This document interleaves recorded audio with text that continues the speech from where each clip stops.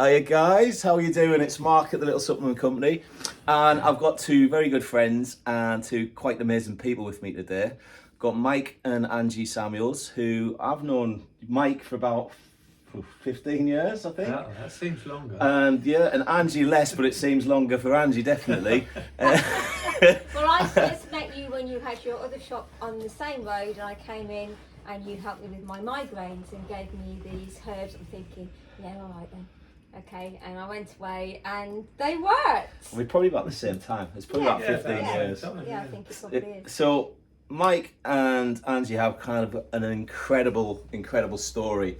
So like a lot of people who watch these know I talk about sport and this, that and the other, and I've got the YouTube channel doing all about supplements, and this is something a bit different. This story is quite unique, quite exceptional in terms of how it's led from August 22, I've just been told, and Mike and Angie have been nice enough to actually come and share their journey with you and me and anyone else who might be suffering or being diagnosed with cancer.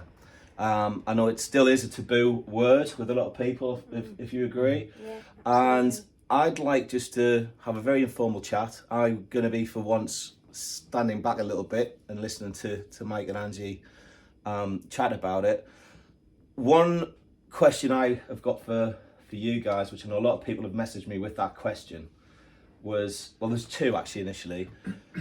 What was the initial reaction when you were told that Mike had been diagnosed with cancer, the C word, and kind of what happened? What did you go through? So for me, can't really explain it. I found out he got it. The doctor had rang him and said, "I booked an appointment for you today," and then he rang me and he said, "Oh, can you see anything on my records, because I work for surgeries?" And I said, "No, I can't." But I knew that he had cancer, but I couldn't tell him. It had to come from his GP. And I just phoned my sister. Originally it was, I only went for a cough, didn't Yeah, I? I went for a cough, So- and they said you had sarcoidosis. They didn't even think it was cancer. So there's no real serious symptoms or anything like that? Just a cough. Because that was the other main question, was what symptoms, did you get backache or? No, it was just a cough, constant for too long, perhaps a month. Yeah, it's when we went away on holiday. We went to Cyprus for your 60th birthday, didn't we? And that's when I realised there was something not right. Yeah. He was, because he's very fit, Yeah. a runner, and we're both the same. Go to the gym, look after ourselves. He was sweating so badly just because he was walking, and I know it was hot. Yeah. But it was very unusual, and that's when I said to him, when we go home, you really need to go to the doctors. That was actually taken out of my hands, because we got back from holiday on the Tuesday, and on the Thursday, so at this point he was building, and he'd been doing our garden with Gareth, his business partner, and he'd been doing the garden, and he came in and he said, I don't feel that great, and he said, I don't really want anything to eat, and he sat down and he passed out in the chair. So I went into mode of checking blood pressure and sorry, no, not blood pressure, no, I was checking his pulse, and it was quite low, and then he came round again after about 5 minutes, and he said, "Oh, what happened? I was asleep." I said, "No, you passed out. I need to ring 999, and he said, no, I'm fine. That's okay. So I gave him water, and then I kept a check on him, and then 20 minutes later the same thing happened again. So again I checked his pulse and it had dropped again. I then rang 999 and they said we'll send someone out, and it was 3.5 hours later they came out. Not their fault, they were busy. They wanted him to go to hospital, and he said no, I don't want to go to hospital. They checked him over and they said, what we think has happened is that your pulse and your blood pressure has dropped so low that it's made you pass out. So they agreed that if I could book an appointment for the next day through his GP, then he didn't have to go to hospital. Yeah. So I managed to log in to surgery, and I booked the appointment for the next morning. Luckily, I can do that. Yeah. Not a lot of people can. Yeah. But I booked the appointment for the next morning, and we had the appointment. We went down to this GP, and she was lovely, and she did all these checks, and she said your blood pressure is very low, and we need to get you on some medication, which they did, didn't it? High. At this point, it was low. Oh, was it? Yeah. At this point, it was low. Yeah. But they wanted to start you on medication because the previous to that, it had been high when you'd been in the surgery, and it had been high. So, because I did some home blood pressure readings, and it had been high. So when we went in the surgery, because you'd had the collapse, it had dropped. Anyway, they wanted to get you onto some medication, which they did. And then they said, we're going to send off for a scan, a chest x-ray. So you had that quite quickly. And then they said, this has come back, and we think you've got sarcoidosis. We had a phone call from the GP. Nothing to worry about. It's not cancer. Yeah. It's sarcoidosis. Yeah. But we're going to do an urgent CT scan. Okay. So 2 weeks have gone by, 3 weeks have gone by, so I'm on the phone to the GP. What's going on? Where's his scan? Spoke to the GP. What, you've not heard yet? No, we've not heard yet. What's happening? So apparently the consultant had forgot to put it through as urgent. Okay. So if you hadn't been pushing, it could have gone on. Yeah. Because I have customers in the shop, and they're waiting months and months and months for simple things like physiotherapy or stuff like that. Yeah. Cancer scare is a different ball game, and I know even like through when we had lockdown, no one could get seen for cancers or anything like that. But who are you, Mike? Because you're like me, if Angie wasn't in your life or Heather wasn't it, what would you probably ask? I'd be like, I'll man up. Yeah, exactly. And there's a lot of guys out there, I know for a fact, and they'll hate me for saying it. When there's a problem, they bury their head in the sand, and they don't want to get help. Even in this shop, I see so many men get dragged in by their girlfriends or partners because something's wrong. So it's just as well, I think you were there at the start by the sounds of it. Well, I had to push for everything. Yeah. Right at the very beginning. I pushed for this urgent CT scan. They rang him and they said, "Oh yeah, we booked you an appointment for 2 weeks." And I went, "No, sorry, that is not acceptable." So I'm on the phone to the secretary at the hospital. Not acceptable. He's been left. This needs to happen now. This was on the Thursday. He had an appointment on the Saturday for a CT scan at Mount Stuart Hospital. We had the results back on the Tuesday. Wow, okay. And he was seeing the doctor on the Tuesday afternoon. That was the 23rd of August. And is that when they discovered the cancer? Yeah. Yeah, they said they weren't looking for it. They said, but we're really sorry, but you've got a tumour on your kidney. It's 11 centimetres. And they think it's cancer. So of course we were shocked because I was going down the gym. I was doing heavy work. Yeah. Felt alright, really. Yeah. So it was more shock. I think that's one thing I think, because I've known you personally for 15 years, you've always looked after yourself. Yeah. You've always taken the best supplements, your proteins and stuff. You've always been a runner, as long as I've known you. You're a builder, you're a man's man, you're an entertainer, a comedian, not a bad singer, I've heard. It's the kind of person that you think, I'd never get that. No, in a million years. Nothing will happen to you, you know. If you're a heavy smoker, a heavy drinker, did nothing, you think maybe he's lived on pizzas and McDonald's. Yeah. But you don't. You have a healthy lifestyle, you look after yourself, and suddenly to see that, you think, God. Yeah. But it wasn't just the one cancer, was it? Well, the first thing you think of is how long have I got left? As soon as cancer is mentioned, you think, I'm going to die then. Because you think you're invaluable. Most people do. They think, oh well, I'll get to like 80, 90 or whatever. Hopefully I'll keep myself trim. I should live a fair old age, see some grandkids somewhere along the line. And then when suddenly that's like taken away and someone says you got cancer, the first thing you think of is how long I've got left, you know. Yeah. But it wasn't till then it all started, all the tests, and that's the bit where the mental strength sort of kicks in, because each time you have a scan, they had to do further investigation, and I had to go into hospital for a biopsy to check that what it was, Yeah. for definite, and that's of course when they found it had spread, you know, to my lungs. That's why I had a cough. The cough, yeah. And it spread to Lymph nodes, liver, bone, spine, and your bone. my bone. Yeah. Bloody hell. Yeah, so quite a few places. Yeah. And it was Only you. that was in the so that was in September, and then at the end of September he had a scan of his brain, because they said we need to check if it spread to the brain, and it did spread to the brain, and they found that he had 2 metastases in the brain. So I've lost count genuinely of how many cancers. That's 6. Is that 6, 5 or 6 different?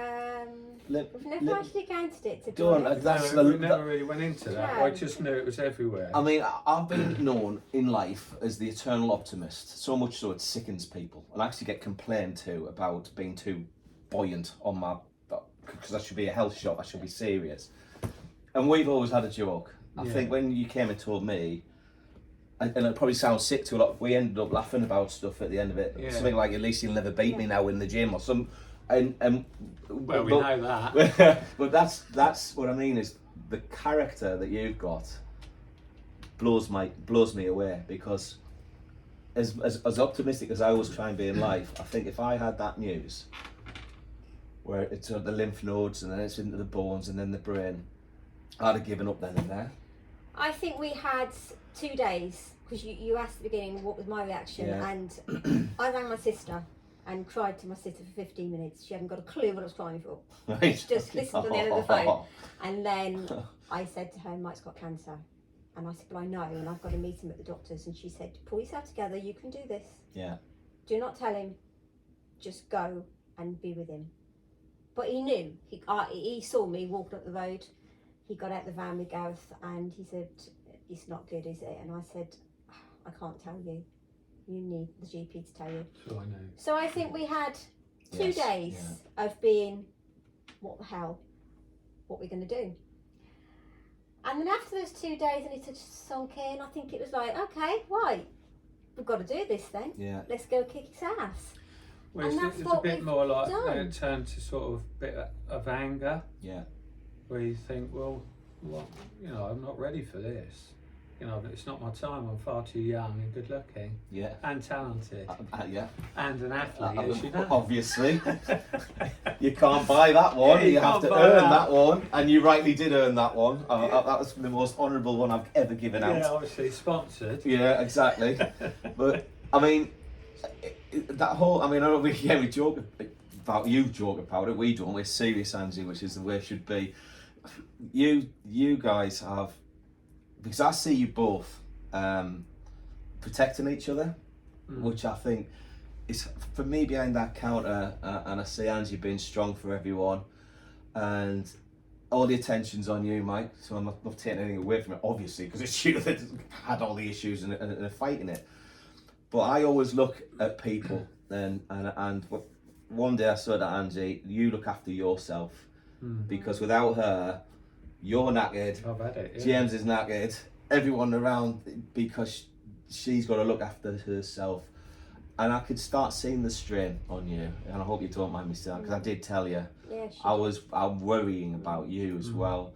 And I think that's sometimes another thing. I had a young guy come in the other day who I've worked with in the past, very young, 24, and he looked horrible, he looked shocked.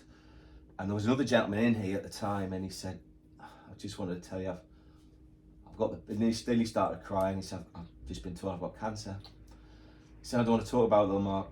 And knowing you now and what you guys have been through, I said, when you're ready to talk, come and have a chat, because I can tell you an amazing story about a friend of mine who had more than just one type of cancer.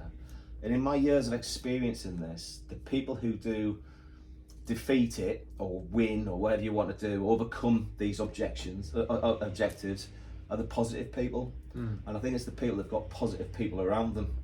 Yeah, So many people I see go, oh, who are you? And suddenly it's this negativity of, and they mean well, but it's like, oh, Mike, poor Mike, have you heard about Mike? Whereas you wouldn't allow that. No. You got to a point where you wouldn't even call it cancer, No, which I thought was It's fascinating. an inconvenience of our life. That was it, How yes. dare this inconvenience come along and think it's going to define us and create problems in our life? We've got too much to live for. We've got too much to do. We have holidays. We've got a motorbike to ride. Yeah. It's not happening. Yeah. So this is a blip in our life. Yeah, that's right. That we will and not- trouble is, it has no discrimination. No. Age, sex, No. colour, Yeah. doesn't matter. Yeah. You know, it's a terrible thing. Did you get to points, Mike, where you thought, I'm not gonna be able to do this? No, not yet. Good. No, well, as things progressed, like treatment started, because they say that cancer doesn't actually kill you; it's the treatment Yeah. that kills you. Yeah. And that's the thing. I've treated this whole thing because I love boxing. I've treated it as a fight, Yeah. as a boxing championship, 12 rounds. Each 3 months you have a scan, you have treatment, and then each 3 months you find out who's winning, Yeah. and who's lost a round, who's drawn one, and who's won. And then Angie's my trainer. Yeah. So it's all mental things that Brilliant. you put in the way, you Yeah. know. So that way you don't look too far into the future. You just take each round as it comes, Yeah. you know. So that's the way that I've sort of approached the fight. Do you think As it is. and again, it might sound stupid to you guys, but obviously more for people watching, do you think it's changed the way you look at life and your attitude towards life and Yeah, problems in life that people see as definitely, problems? yeah. Oh, Yeah, absolutely. definitely, In my job, I'm a social prescriber with the NHS, Yeah. and I help lots of people for all different things, whether it be anxiety, depression, finances, homeless, bereavement, elderly, isolated people. But there are sometimes people speak to me and I'm at the end of the phone thinking, and that's your problem. Yeah. Would you like to hear mine? Yeah. Yeah. Yes, it's changed the way I think about things. Yeah. The way I see things. I'm like, when you said I'm sort of always protecting him, I am like a lioness Yeah. looking after a cub. I You know know, you are. how I am like Yeah. that now. I have become that. I am very protective. I am aware of that. It's made me realise that life is for living. Get on with it. Don't wait. Why are you waiting? What are you waiting for? Yeah. You know, I'm going to propose to my girlfriend next year. Why next year? Do it now. Do it now, because next year is not promised to any of us. Tomorrow is not promised to any of us. Yeah. Get on with your life. Yeah, Live it's it. true. You think so? Yeah, definitely. Because it took you 18 years. Was it 18 years? I've In now order did to 19 19 years to actually propose to the love of your life. Well, I wanted to make sure she was properly trained. There's so there's always a good thing comes out of a negative. I I always said find. save my life, and I want to think about it. So you get the several cancers and you're getting the treatment at the time, Yeah. and you did hit a real down spell where I think you on virtually were out of it, weren't you? You were I can't remember the word now. So he had a brain bleed. So we started treatment on the 5th of October. He had stereostatic brain therapy to the cancer in his brain. Right. It's targeted therapy. He had to have a mask made. Had to go down to Derriford a couple of times. He had the mask made, which was horrific. Mike thought it was funny, take photographs of me. He thought it was hilarious to share with family and friends. We, however, didn't, but he did. I thought this is Hollywood. It's Phantom of the So Opera. that's what we did. Took photos of him wearing this mask. He had the treatment, and they did say at the time, his consultant said, "You have to have it done," because he said, "What are my options?" And she said, "There aren't any. You've got to have it done." Well, she said there's 3. She said you could have a seizure, Right. you could have a brain bleed, you could die, or it may stop it you know. They were your choices. Oh, Yeah, was the that was a choices. choice. Yeah. We didn't have any really. Yeah, so I said, well, just have to go for it then. Wow. Because what else are you going to do? Just let the cancer grow and let it beat you? No. Yeah. So this is like round 1 now. Yeah. So we've had the treatment, you've had the brain treatment. This was in October the 5th. Yeah. And then November the 9th we started immunotherapy. I say it's we because it is a we. It's never been an I. 100%. It's a we. Of course it is. So we started immunotherapy in the November, and he was having double bouts of that in one sitting. That lasted for about 3 hours at a time, didn't it? Every 3 weeks. December the 28th, he was really not well. 27th of December. We'd been away. Year to now, basically, yeah. So we'd been away to his mum and dad's for Christmas, and we came back. And he wasn't well at his mum and dad's. He kept having headaches, sleeping a lot. But we put it down to the treatment. It's when you were proposed. Was that up there? No, No. that Oh, was okay, sorry. before, Yeah, yeah. He wasn't feeling well then, Yeah. was he? He hadn't been well. The immunotherapy really made him Yeah. poorly. I mean, he has been poorly. I mean, you look at him now, people say, "What's wrong with you?" Yeah. But there have been times when he's been really poorly. We've been up and down all night, changing beds, being sick. Yeah. Hot sweats, cold sweats. Really has been really poorly. The cough was just horrific, making him sick. Yeah. You know, every time he was coughing. So yeah, we had been through it for a few months, and then December the 27th, he had this horrific headache, and he couldn't get rid of the headache. So I gave him paracetamol, didn't touch it. Early hours of the morning, I rang the Ricky Grant unit, and I said, "Look, he's got this headache. Can I give him morphine? I've got morphine." Yes, give him morphine. Gave him morphine. Didn't touch it. Which is the cancer place in Torquay. Yeah. Didn't touch it. So then the next morning at 7 o'clock, so we hadn't slept at all. So he still got this headache at 7 o'clock the next morning. I rang them again and I said, "Can I give him some more?" Because he'd had some 5 hours before, and they said yes. I gave him some more and it knocked him out. He was asleep. But then I'd also emailed and said, "Look, I don't know what to do. He's got this really horrific headache. He's asleep at the moment, but it's not right." Yeah. So the cancer nurse rang me back and she said, "Can you get him here for 11 o'clock? So bearing in mind, he's now 10 o'clock in the morning, he's asleep and he hasn't slept all night." So I said yes. So I had to go and get him out, well, wake him up, which took about 15-20 minutes. I had to get him dressed. And at this point, he was 3.5 stone heavier than me. Yeah. So I had to get him down the stairs, and I thought he was going to fall on me because he just didn't know what he was doing really. He was so tired. Yeah. Got him into the car, took him to Torbay, and I parked on the 20 minutes bit at the top where you can just park and drop people off, park there. He wouldn't go in a wheelchair, refused. So we walked down to oncology and I sat him in the chair and he was very confused. And I had to explain that I'm going to go move the car and I'll be back. So I ran, and the nurse was running after me, but she couldn't keep up with me. Obviously. Of course, you're an athlete as well. So I went to move the car, ran back to oncology, and I could hear him being sick. So we went into the oncologist's room, and he started to feel unwell. And he said, "Take your jacket off," and things. He was getting his jacket off and his jumper. And then the next thing I know, he collapsed. He was on the floor, and there was all these people running around me saying, "We need a crash team now." Christ. I was watching all this. Then I was taken outside, and then from then on, Mike says he remembers everything, Right. but all his observations say he was completely out of it, Out of it, yeah. and he'd suffered a brain bleed. It was so severe that no one expected him to survive, No. because the people don't.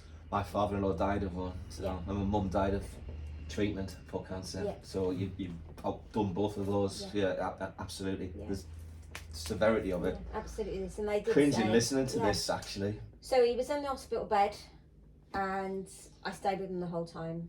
Just stayed with him, didn't leave him. Eventually we went up onto the A&E part. It's the only place they could put us. We put us there. At 6 o'clock that evening, he was still out of it completely. He didn't know I was there. I said to the nurse, I'm going to go home, have a shower and come back. And that's what I did. So I literally went home, shower, came back. And then I leant over him and I said, I'm back now. And I stroked his hair. And that's the first thing he said. I'm sorry, I'm going to cry now.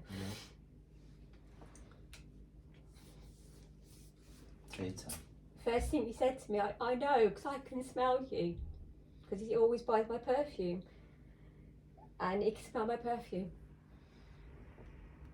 And I said to the nurse, I'm not leaving, I'm not going anywhere, I'm staying here. And she said, well, there's nowhere for you to stay. And I said, well, I'll sleep here, because I'm not leaving him.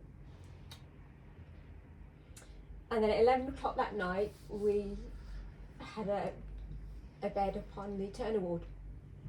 And they took up on the turner ward, and I slept in the chair. Well, I didn't sleep. And at 1:20, I had a tap on my leg. And it was him.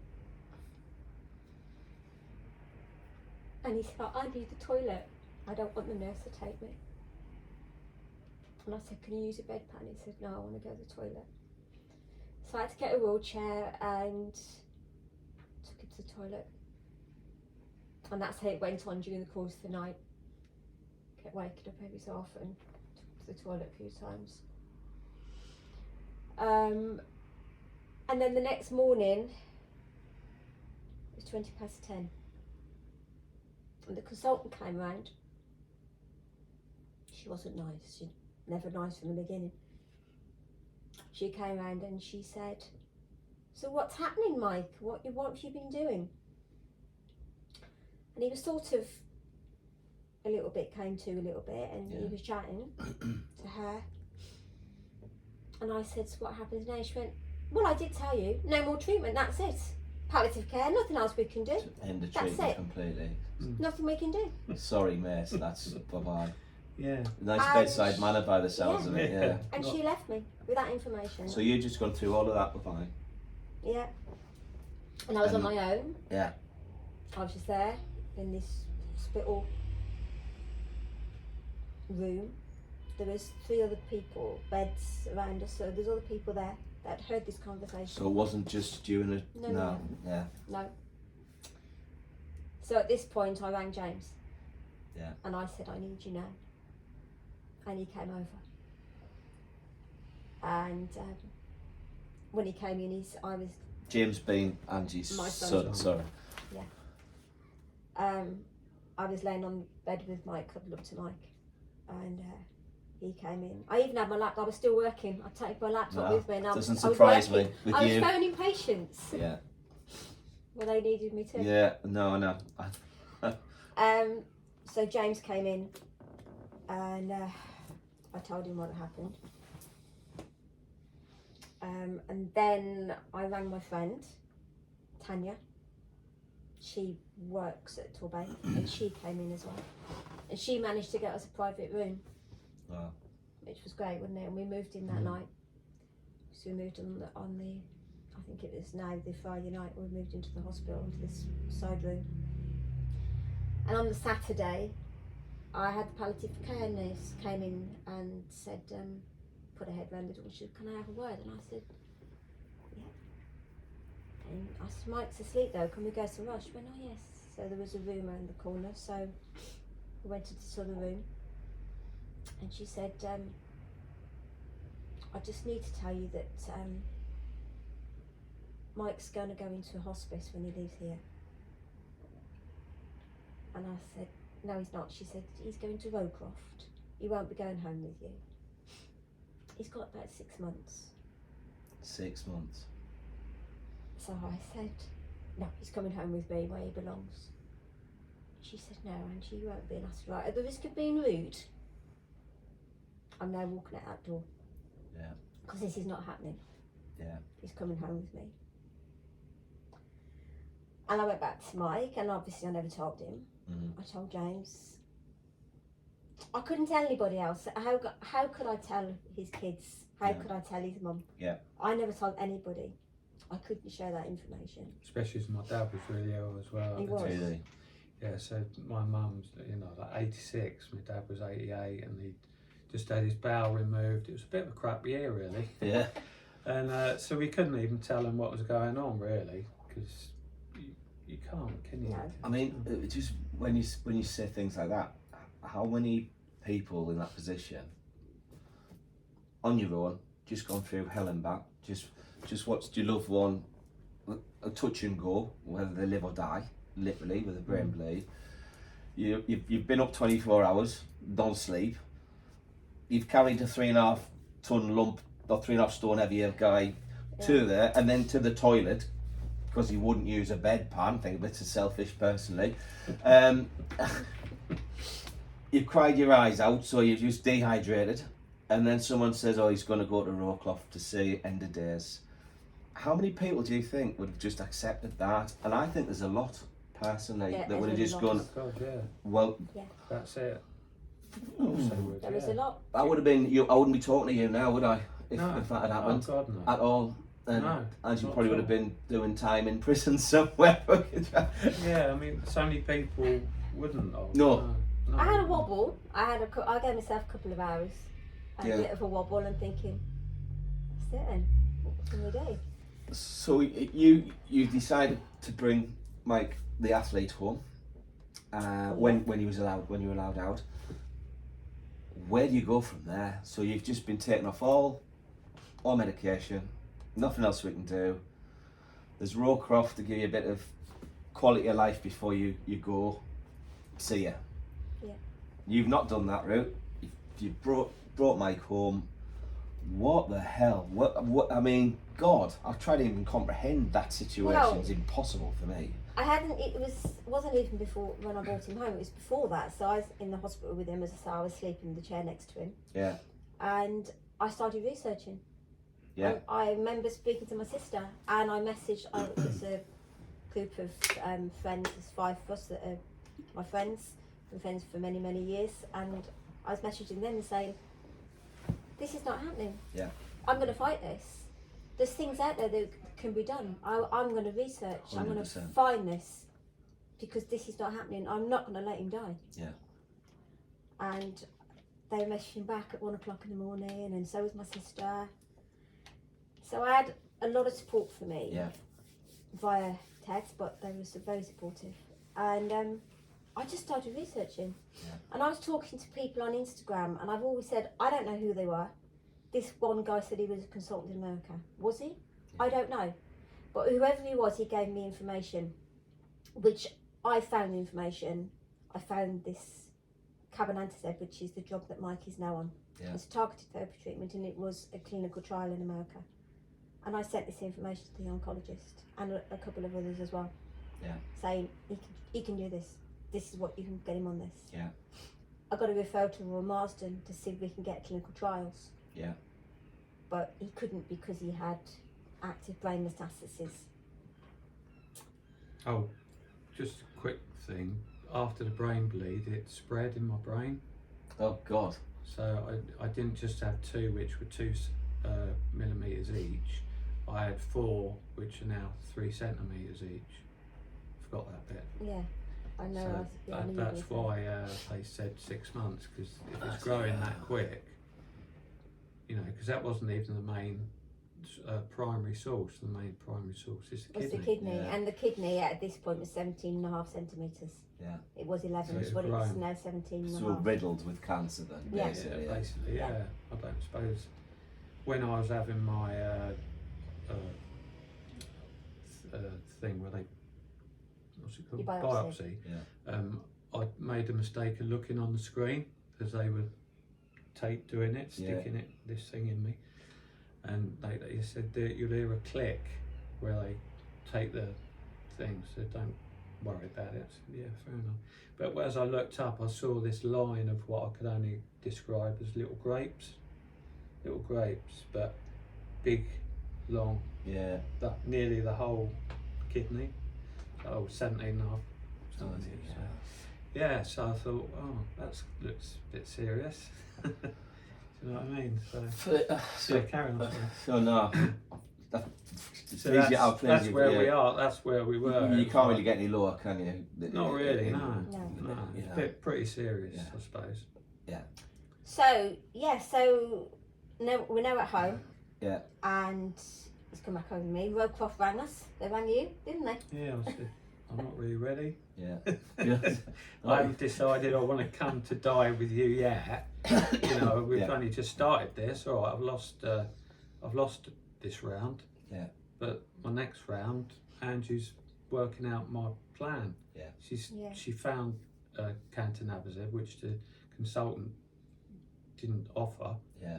We had to say, this is what she said, this is what he could have, and then she had to agree before I could start with that. Then so then I'm researching, so I'm on Instagram. I'm all the spare time I've got, I just research, and I came across this book, How to Starve Cancer, by Jane McKelland. So Jane McKelland's had cancer twice, and in 2004 she decided no more chemo because the chemo had really made her poorly the first time round. So she found repurposed drugs that starve cancer. It's not about diet, it's about stopping the glucose from feeding your cancer cells, because the main thing of cancer is sugar. And sugar feeds cancer. One thing, if I may. Absolutely. Because when we first chatted and you told me all of this and Mike wasn't there, and you said you've been doing a lot of research, you had a list a mile long of different vitamins, nutrients and antioxidants that you wanted to get into, which was exactly what I would recommend anyone to do. But I remember saying, we talked diet and about how cancers feed on sugar. And you said, yes, absolutely, knew that. And because Mike had lost so much weight, I believe you went to the dietitians and they asked, I'll let you. So the oncologist firstly said to me, is he getting the calories in because he's lost weight? And I said, well, yes, this was prior to anything happening. Give him plenty of cakes, give him ice cream, just give him what he wants, get the calories in. Let's kill you quick. So she's absolutely. It's like asking a fireman to come and put your fire out with petrol.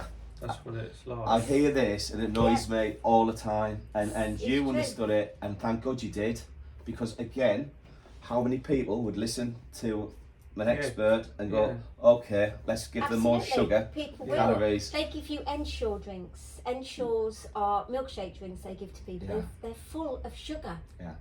And the only thing they say Ensure does is ensure that you die early. So they gave them to me and I said, he's not having them. No. I rang the dietitian at the hospital, the cancer dietitian, and she said, well, there is no data about the diet and the sugar at the moment. So until there is, just give them to him. I said, oh, I'll just kill him then, shall I? But again, I said no. Testimony for questioning, because people don't. There's this white coat syndrome, or whatever you call it, where people go in and they'll just do exactly as they're told. You question stuff, Mike questions stuff.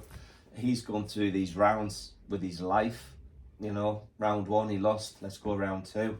He's starting to win, you tell him the fight round. I love that analogy. It's the first time you've told me that. And I love that positive analogy that it is a scrap. You've got to. And it's nice that you've got a good corner lady or a coach and manager and trainer and nutritionist and supplementation. You've been doing me out of a job, Angie, so I better watch myself. So I'm sorry to interrupt, but when you mentioned feeding, and absolutely, and I know we had a right chat about that. And bent some ears. So that's what we did. So the first thing we did, no more sugar. So sweets, chocolate. Anything processed, nothing. Milk. Gone. It's surprising what sugar is in. Loads. Everything. Sugar. People think milk's good for baby cows. I'm telling you now, that's kind of it. You know. But, so we changed everything around. So we have oat milk on sweetened oat milk, on sweetened almond milk. no processed sugars, white sugars, anything white. We have nothing white. Everything is wholemeal. You can have your wholemeal pastas, have your wholemeal rice, organic chicken, organic fish, very little red meat. Yeah. Very little. Very occasionally you might have it once a month. Not even that. Not even that. Yeah. And everything I cook from scratch. Yeah. I never go and buy a ready meal anymore. Not that I did often, but occasionally you might do. And with the oil microwave. is important as well. The virgin oil. Extra virgin olive oil. Not the other stuff. No. So you've then embarked on looking at your diet and adjusting that. Yeah. And you were telling me, because you obviously joined Mike to support him. Mhm. Did you have to stone us? You had not. You I've didn't lost, have I've lost a stone and a half. stone. You didn't have a stone after lose, but you look fab on it, by the way. But right, so he's lost a stone and a half. Mike seems to have put on weight every time I see him. But I know, believe it or not, you just heard where we were here. Mike's back in the gym. He's back at work day a week. But what's more sickening to me is Mike is entertaining again, and I watched him on social media. Mate, I was knackered watching you. How you'd play 900 instruments, sing, It's the cardio. give it the charm, and then the tap dancing. I know. I would have been, and I'm fit as you know, I'm unbeaten. Yeah. I would have been absolutely knackered. And I'm like, is this the same guy? Seriously, is this the same guy? So, sorry, I interrupted you. So that book, I'll try and get a link or something to it underneath this so people can have a Very look. expensive. They are very expensive. There's 2 of them. But this is about the repurposed drugs. So repurposed drugs are... So Mike is taking metformin, which is a diabetic medication. Yeah. And what it does is interrupts the metabolism. So it stops the glucose from feeding the cancer cells. Yeah. He's on atorvastatin, Right. which is, as we know, that is for cholesterol. Yeah. But again, that's for the fatty acids, and it blocks the feed for the cancer cells. Yeah. If cancer cells are blocked from feeding, they will die. Yeah. So what we have to do is, so all these treatments, the conventional treatments, will kill your cancer cells. Yeah. But they don't kill the stem cells. Yeah. So what we're doing with these repurposed drugs and all the supplements is killing those stem cells. Yeah. You're blocking the feed of cancer. Yeah. And you will kill the stem cells. It's the growth. You've got to kill the growth. The more you suppress that tumour, so his kidney tumour, the more it is suppressed. Eventually, you keep suppressing something, eventually it's going to wither away and he's going to die. Yeah. But there is no growth there because we're killing the growth with the stem cells. Now with We're these blocking them. repurposed drugs, I must point out that we have got an oncologist that deals only in that, which is a care of oncology In London. in London. Yeah. You have to pay, but it's not massive, ridiculous money, especially if it's your life that it's helping. Yeah. So they're prescribed those particular ones. Yeah. So There's just also point that out. mebendazole as well. Mebendazole is a worming tablet. So I'm sure that people listening have heard of Scott Davis. Yeah. So Scott Davis is a guy that is local in Paynton. Yeah. He's become a friend of ours. Lovely, lovely He man. is a nice. I've met him once, and I've thought the world of him. Yeah. Helps Yeah. people. He's absolutely amazing. Yeah. He'd come back from, again, like Mike told, months to live. Yeah. Go home, see your daughter born. That's it. That's what's going to happen. Yeah. And you're going to die. Well, next, I believe it's February next year, Scott is about to go into 5 years remission. No. And Yeah. he beat cancer himself with cannabis, Yeah. THC, which is taboo subject, I know. Yeah. However, Yeah. that's what he used. He used fenbendazole. Fenbendazole is a worming tablet for animals, Yeah. and he used mushrooms and curcumin and a few other supplements as well. Yeah. But he is cancer And he's free. got his website as well. He Absolutely. also has a book as well, Yeah. which is very informative. Good. Yeah, he's got Life Oils, which is his website. Again, if we can, I'll try and get some links Yeah. for them Yeah. to the book and, Yeah. and the website, things Yeah. like that. Yeah. 100%. We'll happily do that for We're people. just trying to get this side out now. Yeah, I think it's you know, important. to people. I mean, I've worked in this industry professionally for coming up to 30 years, I think, if not more. And over the years, met people with cancers, and a lot of them have gone last chance saloon. They've tried the conventional methods. It's done nothing but make them worse or ill. Yeah. And then they've gone to a little health food store and done a bit of research. And the internet, when I started, wasn't even available, so it was here and there. And I worked with a natural research centre in Bristol for a while, and they were getting some great results. You know, high antioxidants and shark's cartilage and all that kind of stuff. Cannabis wasn't even around back then, and I've done a lot of research into the CBD, and there's a lot of crap around on that, but the good quality stuff that you can get out there, and it's phenomenal the amount of people with your positive attitudes. Together with a little bit of knowledge on Mother Nature, to me is an incredible pharmacist. I think the answers for everything are there if you tap into it, and it's seen through the salesmanship and the bullshit out there that you're gonna get. Oh, cancer, they'll spend anything on cancer. Let's say this will cure cancer, and this, and that's the thing that annoys me, is all these people making money out of it. There's a few, you've got to be very careful. Yeah, and I know people like Scott doesn't. No. He's been through it. He's genuine. He does it because it's like what you do in your job. You wear your heart on your sleeve. You care about people. I'm the same. People that are like that, because you can see false people a mile off when you're like that. And I think what you have both done, considering, Mike, all due respect, I shouldn't even be talking to you here. I should have been at your funeral probably 6 months ago, by the sounds of it, thereabouts. And like I say, mate, you're back at the gym. You're both looking phenomenal, you're smashing everything you're doing. I mean, if you were to give any advice to anyone that was diagnosed with cancer all of a sudden, and I've had a situation where people have come into my shop, I've never met them before in my life, and they don't want to tell their family, so they've come and told me as the first person they've actually opened up to say, Mark, look, don't even know what I mean, I've got. And it's kind of that relief to just told someone. But what would you kind of say to someone who's just been told for the first time? And they're probably thinking, like you rightly said, I'm going to die. Yeah. Well, again, I mean, conventional treatments have moved on so much since even 4 years ago. Yeah. And they're always moving on. It's difficult because you have to just take time to accept it. And once you've accepted it, you can make a plan. Yeah. And where there's hope, where there's hope, you can win. Yeah. And there's so much hope.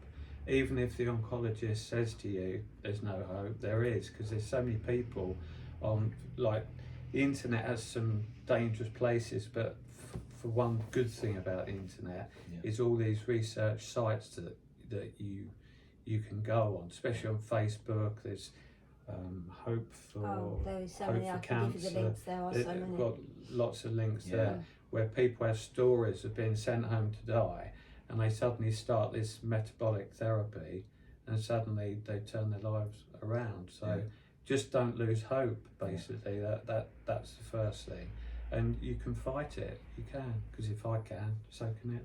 So can other Cancer people. is a metabolic disease. It's a long-term health condition that you can manage. Yeah. I'm not saying it works for everybody. I'm not saying that. Yeah. But it can be managed as a long-term health condition. You've got to be consistent and just take a day at a time. Basically, it's another thing. Yeah. Don't look too far ahead. Take a day at a time. Face it, day at a time. Yeah. And that's all you can do. And if you can throw as much at it as you can, then hopefully you'll win. Yeah. And that's what you need to do. You have to take control of it. Do not allow it to take control of you. Don't give it power. No. Do not allow it to have power in your life. We won't ever allow it to. I mean, we're still fighting. We're still fighting. I'm still on daily chemo. Yeah. I can train. Some days I go and I don't feel like it, so I listen to my body. I'm used to doing that. Yeah. So you have good days and bad days. But I know in my head that I'm going to kick it, and that's the attitude you have to have. Yeah. And going down to your 12 rounder. Yeah. You're winning that one. I'm up. Yeah. Yeah. So I've got a few more rounds left yet, haven't I? You So- have, but so the last scans we had, so if you're bearing in mind that so the Cabanantaseb, which is the conventional daily treatment, is on. Yep. The data suggests that you get to stable disease within 13 months of taking Cabanantaseb. So Mike started this Cabanantaseb in February, and we started on March the 6th doing the metabolic therapy with all the supplements from you. You've been amazing. Yeah. You know, and Thank I've you. come to you with all this stuff, and you've been fantastic and helping us as well with massive discounts. I mean, we couldn't have done it without you, because financially is another thing. Yeah. Yeah, but that's I know. only because You've- I'm a sponsored If athlete. you hadn't and been we an don't tell athlete, everyone. you didn't have an athlete. Obviously, discounts aren't available to anyone else. Yeah, But exactly. I know. See, I stood up for you then. thank you. Saved me business as well. So, Poor little shopkeeper. but you. but with Thank your you very much. with But your help, you've been amazing. Yeah. No. And so we started in March, and the first lot of scans after 3 months were stable disease, and things have shrunk. yeah, And the last Amazing. scans were stable disease, no active cancer. So if they're saying that chemo gets you to this stage, but the Cabanantaseb is supposed to get you there in 13 months, how come we're there in 6 months? Yeah. How does the oncologist work that out? Yeah. But they don't, because they won't look at it. Oncology, they're not allowed to. This is the thing, there's no data. The only data is proof of thousands of people Yeah. sort of living with it or being NED, no evidence of disease. yeah, And there are so many people on these sites. So many. And Gone from stage 4 to yeah. NED, no evidence of disease. if you look and you do your research, you'll Yeah. find all these things. And it's not, we're normal people, we're not bullshitters. No. You know, we're not absolutely. like, oh, you know, this is working. Yeah. And that's going to be one of our aims. And I think one of the reasons why I've got this, I always think things happen for a reason. Yeah. So you can like help other people. Yeah. And Scott's the same, he helps people. Yeah. We're helping people at the moment, and as much as we can, and we'll help anybody. Yeah. You know, if they want advice or if they want protocols, all cancers are different.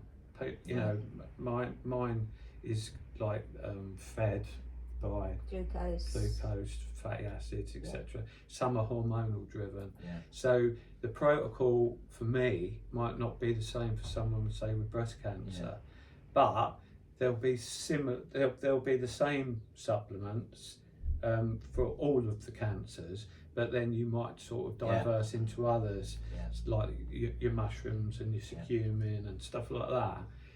They're basic ones, aren't they? I would tell anyone, if they've got cancer, get on your mushrooms. Yeah. Your milk thistle, Yeah. get on your milk thistle, protect your liver. At all costs, Yeah. you've got to protect your liver. You've got to detox. Yeah. So detox, Yeah. infrared saunas, Epsom salt foot baths. Oxygen therapy. Oxygen therapy is amazing. So Mike's starting to have an oxygen therapy every 2 weeks.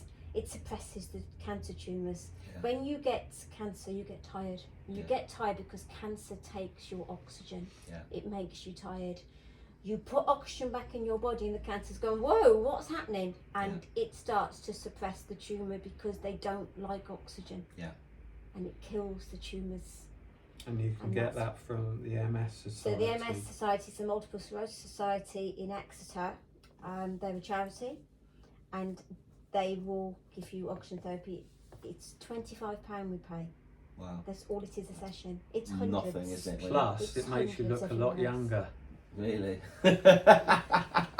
The jury's still out on that one. Yeah, she's jealous. She wants it. Can I just Yeah, mention this book please. as well? So Yeah, this yeah. book, Cracking the Cancer Toolkit, is amazing. And this little book tells you what supplements you can use, Yeah. but also what's on your supermarket shelves. Yeah. What you could buy. All your spices that you put in your curries, your turmeric, Yeah. your cumin, your cayenne pepper, your vegetables, your broccoli, your blueberries. Yeah.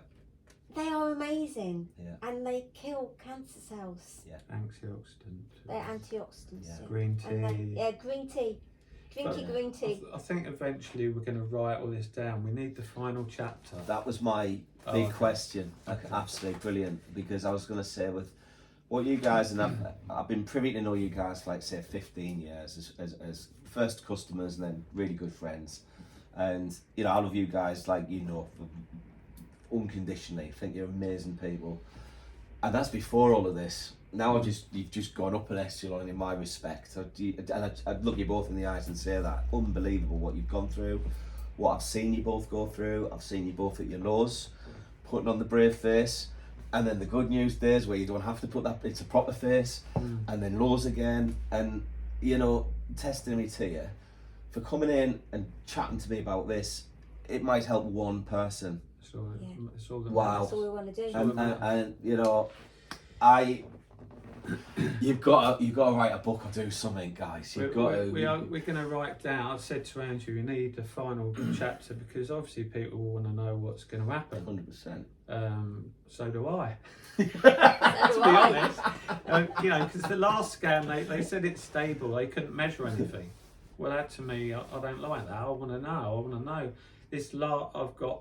Oh, did we tell them 3 of them gone? Yeah, No, so 3 of the Sorry. brain metastases are gone. Oh, because you went to So, 6, didn't so we? you had we had 4. Four.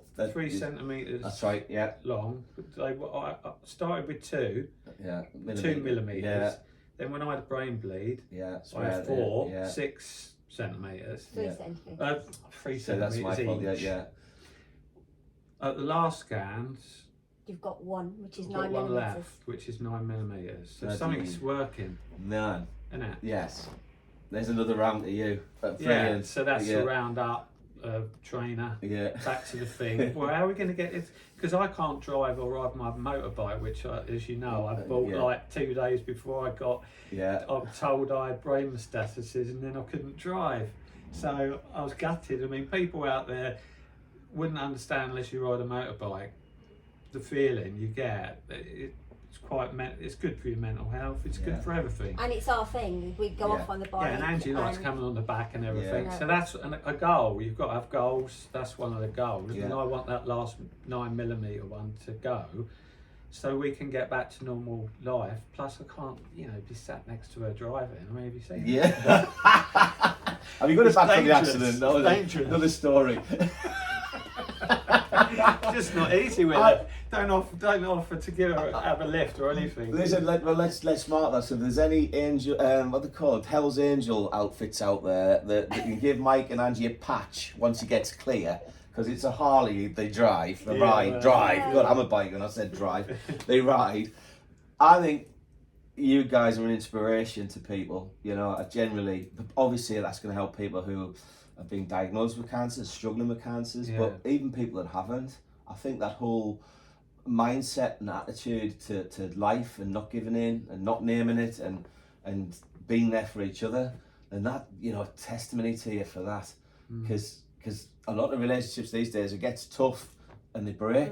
Yeah, It's brought you together even stronger. Oh, well, look, Yeah. I wouldn't be here as we No, know that. and the way you talk about each other behind each other's backs, to me, when they come in, you're just full of love and confidence. Yeah. No one does that that cow.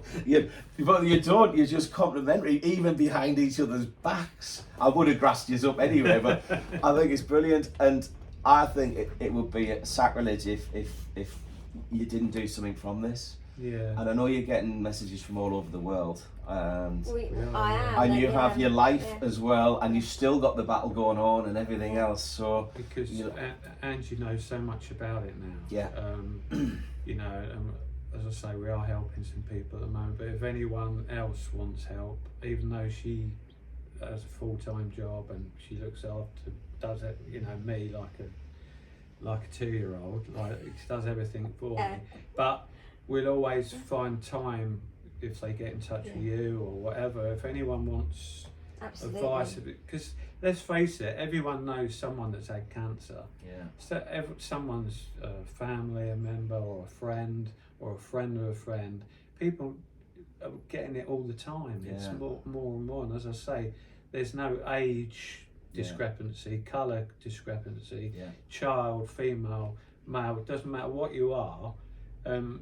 You can get it. And so if you've got someone giving you a bit of help and hope, yeah, and maybe a bit of advice if wanted. Some people don't want it, you know, which is fair enough as well. But if people want help, and we always will, you know. And just say the first thing: stop eating sugar. Yeah. Absolutely, that would be the main advice to anybody. Stop eating sugar, processed foods. Yeah. Get rid of the crap. Don't eat the McDonald's, don't eat the KFC. I know it tastes nice. Yeah. Have it very, very occasionally in your diet. I can have treats. I can have could treats. at the moment. I don't, but even just for an example, just to have a potato, it for your metabolism is the same effect as drinking a can of Coke. That's how it boosts, spikes your metabolism. Wow. Just one roast potato, and that's how it spikes you. Jacket potatoes even worse. But even though they're good for you when you haven't got cancer, but if you have, it's a no-no. Well, I've learned something there. I didn't know that situation. Yeah. Would you ever consider putting like a Facebook group or something together just to take the pressure off your own? You've got to be so careful with Facebook. Do you? Yeah, Do you? you have Things get taken off. Yeah, I mean, we're not They saying do. don't do this and do this diet and do that. No. Take this supplement. We're not saying that. We're saying there's stuff you can do. Yeah. And if you have a book, it's different because it's people's choice. Yeah. They can say, get the book and read it and make their own decision and do their own research. And that's what you always say, isn't it? Yeah. Always do your own research. research. Yeah. Because You've got to. for what we do might not work for someone else. Yeah. You know, you've got to be consistent. And I think that's the other thing that we'll come across on this is that none of us are doing this for any ulterior motive. No, There's no. none. We don't get any financial gain out of this. No. We don't get any sponsorships or anything like that. It's to help people. And Yeah, that's exactly. The And common denominator even here. if we wrote a book, it's not to get rich. No. Because I ain't worked for over a year. Yeah. Angie works full time whilst doing all this.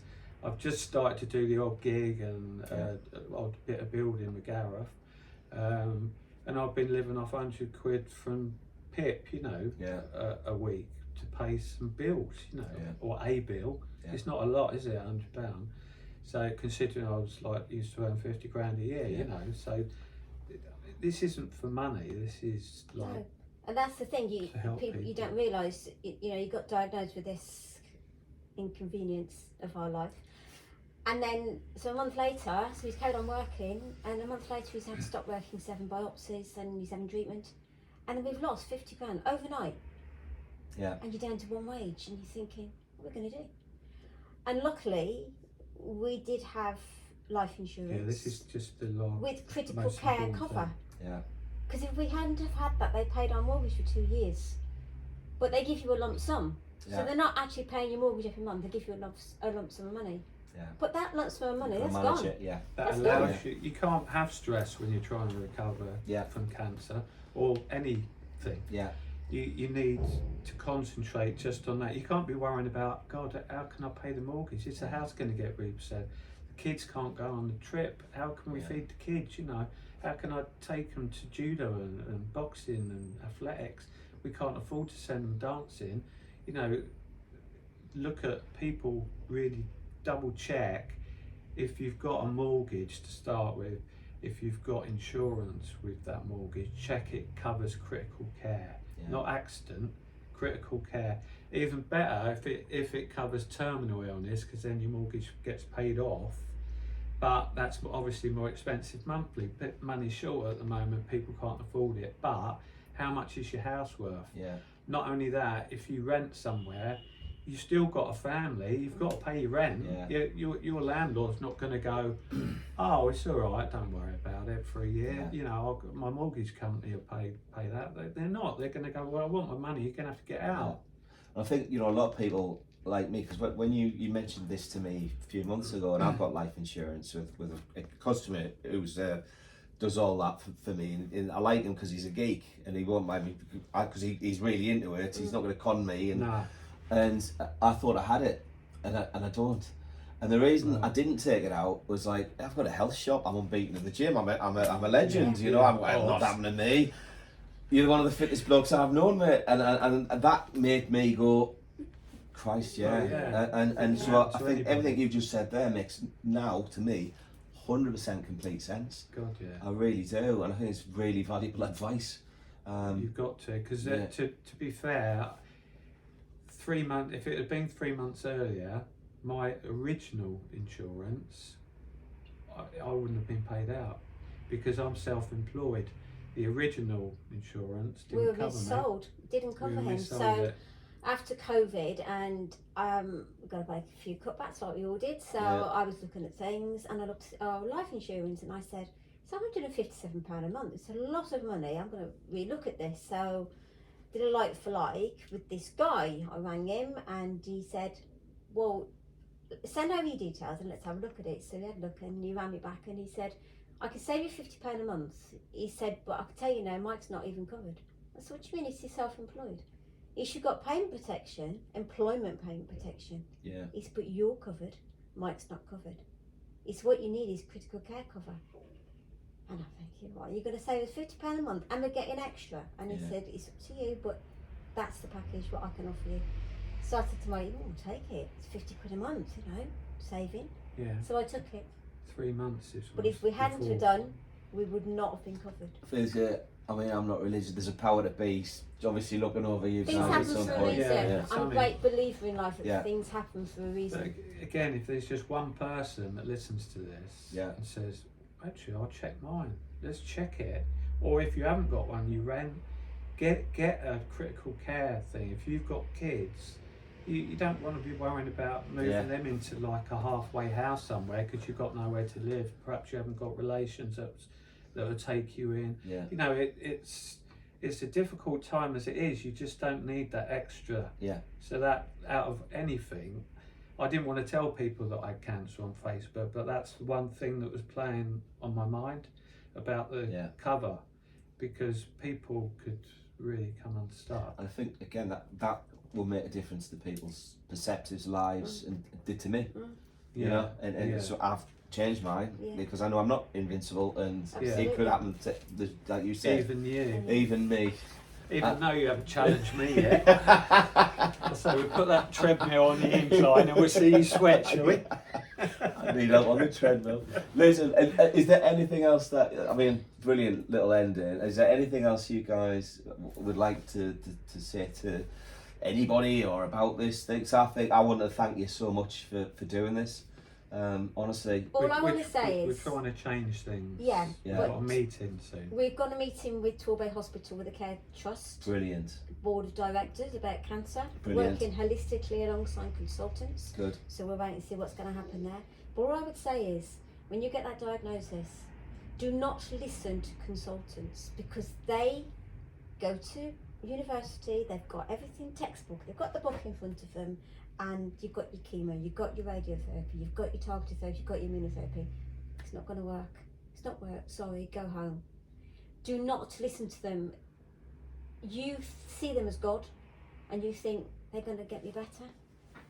And yet, they can only work with you what tools they've been given. Yeah. You've got to research yourself, because cancer can be managed. Yeah. It can be managed. How long for? None of us know. But how long are any of us here for? Yeah. We've all got cancer in our body. You're born with cancer. Cancer is not curable. Yeah. Cancer can be managed. So research. Just do your research. And you've got to be positive. You've got to Alongside you normal have to conven- stay we're not saying positive. conventional stuff doesn't work. No, at we're all. not saying No, that at all. no. You've got No. to go through the Yeah. process, You have. and then see where you're at the end Yeah. of it. And But- if they say to you there's no hope, there is. Yeah. There is, but when you do have the conventional treatment, you must detox. Detox, Epsom salt baths, infrared saunas, cold water therapy, oxygen therapy. You just got to detox your body of all those toxins. Get rid of them, because that's what makes you ill. Yeah. And if you detox, you'll be okay. You'll get through it. Yeah. Stay strong. Stay positive. We don't have a day of not laughing. Yeah. Ever. He'll say to me, I ask him to do something, he'll say, I'm terminal, there's nothing wrong with you. There's nothing wrong with absolutely. you. Well, he's You know? used it a little bit. Yeah, No, yeah. that surprises me. Well, I'll tell him, there's nothing wrong with you. Does he have a little cancer bell? You just flagged it. Or your convenience bell, sorry. a cancer bill and the magic table. Yes, yeah, amazing. James says it's just because he wants to have bed baths. That's the only reason he's saying he's got anything wrong with Right, him. it's That's after another the video. morning. Come on. That's after 9 o'clock, that video.